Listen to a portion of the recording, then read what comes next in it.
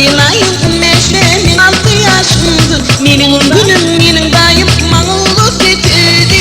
O gece cebinayısı yanında yattırdım. Oy oy olacak hep çiftleyen oynayan. Oy oy olacak hep çiftleyen oynayan.